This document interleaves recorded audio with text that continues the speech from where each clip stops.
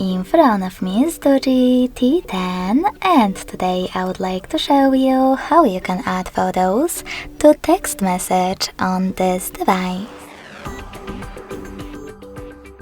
You need to begin by opening Messages app.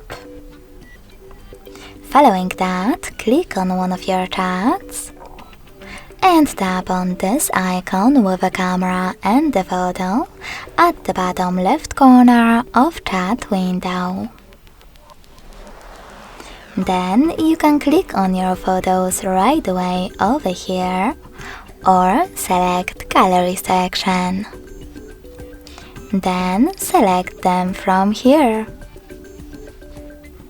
When you're ready, click on Add at the top right corner. So when I do that, as you can see, my photos were successfully added.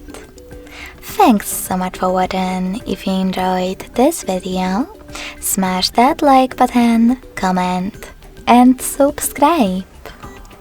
Bye!